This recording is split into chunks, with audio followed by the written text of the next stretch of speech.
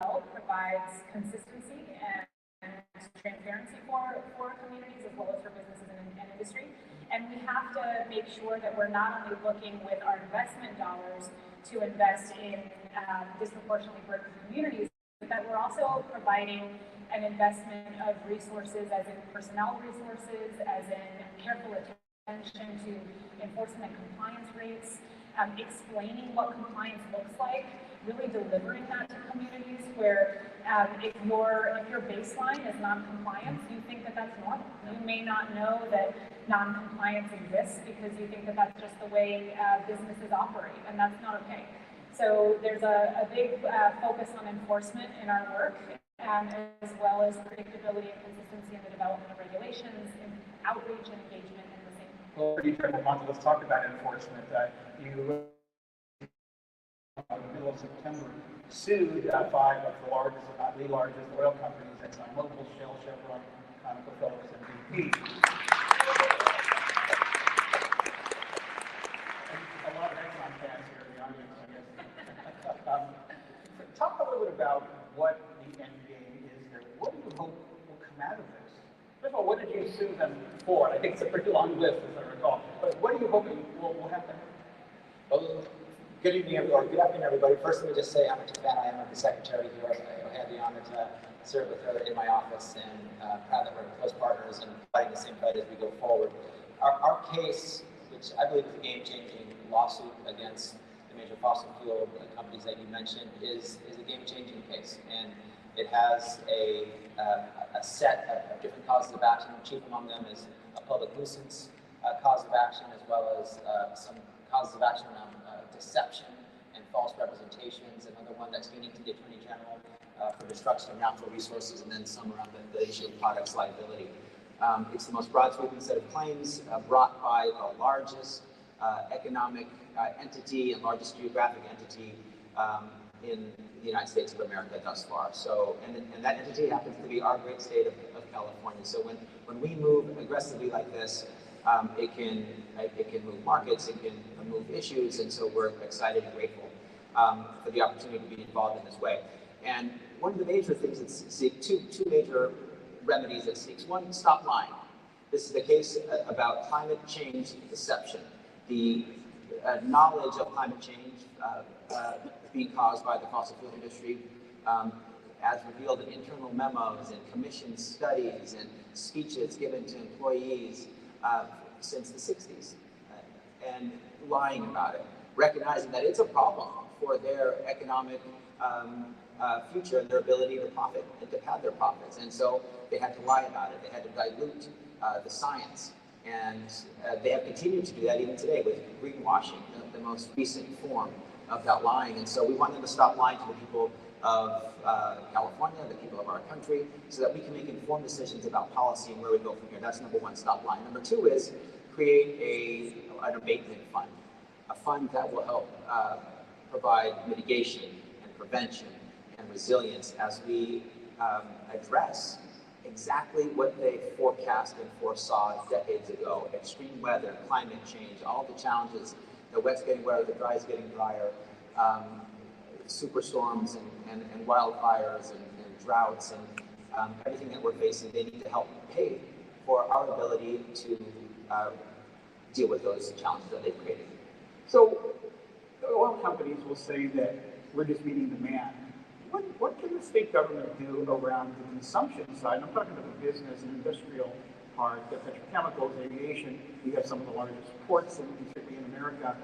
What can the state do, Mr. Attorney General, around dealing with consumption? You know, we can set markers in the state around goals for emission reduction, goals around emissions for our vehicles, the movement to electric vehicles and away from combustion engines. And when we say that, we provide certainty to the marketplace, it helps the market adjust around it.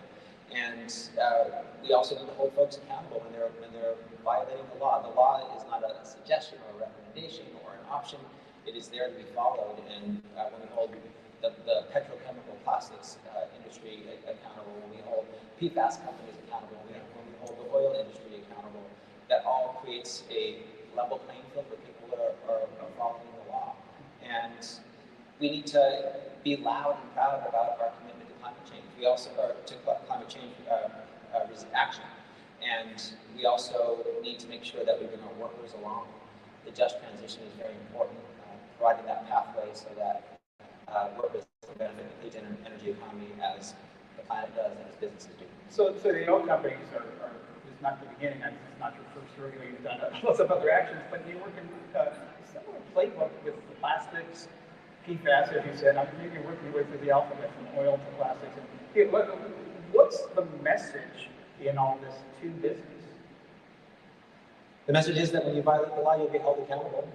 We want the folks that are deceiving and harming to know that there's a watchdog on the block that sees it and will hold them accountable. We're seeing a common playbook, as you mentioned, where there's early, decades ago knowledge of the damage that PFAS is creating, plastics are creating, fossil fuels are creating. Most recently, Meta is creating for harms to children, and then a deliberate and knowing commitment to sit on that information, to hide it, and to provide counter narratives so that they can thrive. And so we're going to hold them accountable, and they need to know that the California Attorney General, the largest state department of justice in the nation, is watching. There was a piece in New York Times a few days ago, a Carl Davenport piece, I'm guessing you saw it. It's titled, Gavin Newsom Wants to Export California's Climate Laws to the World. Talk a little about, from your perspective, Secretary Garcia, what does that look like? Yeah. And maybe forget the world, what can we do to the other 49 states and U.S. territories in terms of what California is doing? And how much do we know that they even want that, at least some of the states? Well, I think everyone knows that currently the governor is in China, spreading the California message in a really great way, I think. And one of the most resounding points I think often gets overlooked in California, although maybe not with this crowd here in Silicon Valley driving innovation, is that many of our air quality gains have actually taken place at a time that's been really good for business. California has struggled with some of the poorest air quality in the nation, and while that's still a challenge for us in terms of attainment in some of our regional basins, we've also made a lot of really impressive strides and improvements in achieving air quality and reducing greenhouse gas emissions. That has not come at a business cost, in fact, that's come at a business gain. And what we've seen to the point of the Attorney General in terms of having a transparent floor, something that levels the playing field for all businesses, is that business actually want to strive to do better. And it's incumbent upon us as state regulatory entities and as a state government to leverage that, to harness that energy, and to make sure that we are making strides in economic growth as well as environmental improvements. We wouldn't be where we are today if it weren't for successful partnerships with business. I think we've made a lot of great strides in the area of electric vehicle deployment. We've reached our goals ahead of schedule for both heavy duty and passenger vehicles. But I still want to get, how does this become yet another great California export? What is it? What are you trying to do in terms of the laws, the enforcement that you're doing, Mr. Attorney General, and just this whole, what Carl Davenport wrote, or the headline writers wrote, that he wants to export California's climate laws to the world. How do we do that? Is it simply the power of example? Is it through the power of the microphone that the government so famously uses well? What do you see doing both? I think it's through both. I think it's through the power of example. I think it's through continuing to drive ambition. I think it's through debunking myths around what it means to achieve environmental compliance, to improve air quality and water quality and the quality of our lands, to reduce the presence of known chemicals. I think it also has to do with the filing things like the climate lawsuit and actually calling out deceptive practices and misrepresentation when it's happening. Mr. Attorney General, what do you see as the opportunity here? No, 1,000%, and I agree with the governor and the secretary about exporting California's climate laws across the nation and the world. If we did so, the nation and the world would all be better for it. And when we go to climate conferences in other states and around the world, we are clearly in California a beacon of light, a beacon of hope. It gives people the belief that we can change, that we can both be responsible from from a climate perspective and be successful economically, and we're on the verge of becoming the 4th largest economy in the world, as we have simultaneously some of the strongest environmental laws and climate action laws in the world. And we do push our laws to touch more states. We are on our emission standards. We're a model for many other states who have adopted them. We push the federal government to move as fast and as aggressively as we are in some of their, in the many rulemaking processes that they have, where we really want to push President Biden and his administration to do what we're doing.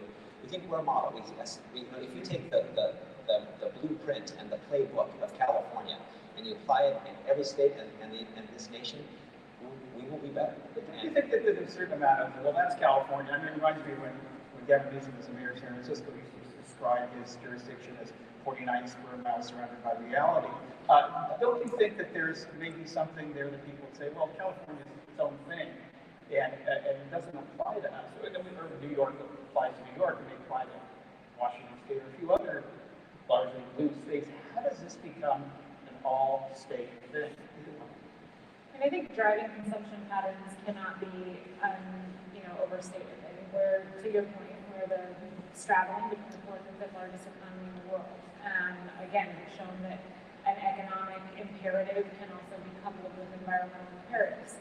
I think we're driving innovation in clean energy technology. That could be California exceptionalism. It also could just be our innovation, our drive to innovation. And there are hubs of innovation elsewhere in the world where that level of ambition can also be replicated. And I think that in part, we have some exceptionalism to us, but we should not forget that we've also been one of the largest oil and gas producers historically. And that is something that can be exploited as well, that type of transition. Our 2022 scoping plan shows that we need a 90% reduction in oil and gas consumption. That's going to be harder for even us to achieve. So I think we can't underestimate the challenges that we're also facing, to which many other states and jurisdictions can relate, and how the lessons learned from the state of California can be applicable to this organization as well for that reason.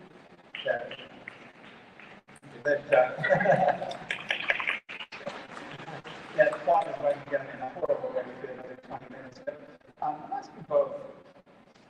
On January 4th, 2027, when Governor Newsom turns out on the governorship, what's the story each of you hopes that you will be able to tell? Oh, sorry, let's do Attorney General one.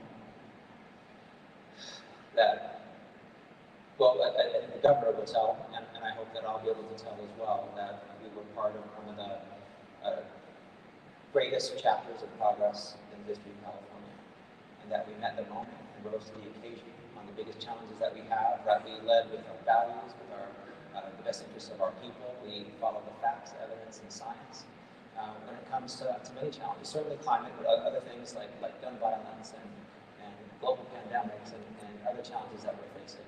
That we provided the support, protection, and leadership that the people of this state needed in the moment, and that as we did it, as California often does, we inspired other states, our nation, and other nations to do more and to do better, and that will have a record of success where our people are thriving, our workers are thriving, our businesses are thriving, our economy is thriving as we take on climate change and as we take on the other challenges that we face. So the governor is ahead of schedule to do all those things.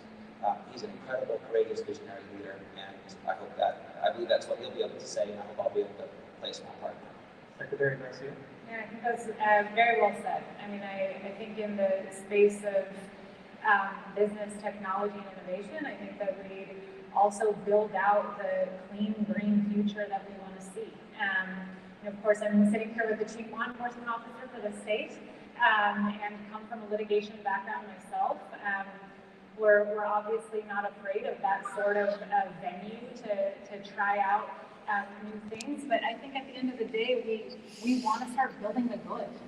We really want to see a future that creates the type of infrastructure and public good for all Californians that protects folks from the increasingly intense impacts of the climate crisis, economically and in terms of their health and well-being, and that protects our ecosystems and our fragile species. So I'm hoping that we're going to see great strides and improvement in that, and that will leave a long-lasting imprint.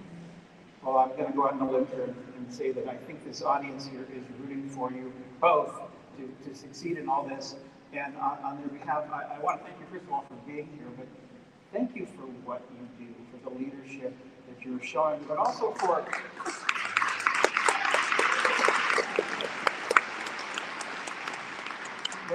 demonstrating the power of what good, well-run government can do in the economy, working with business, working for all populations in all corners of the state to bring us to this clean, resilient, sustainable, and just economy.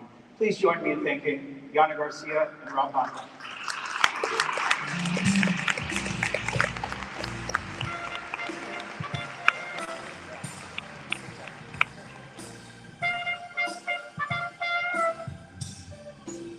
Please welcome to the stage Senior Manager of Startup Programs, Jake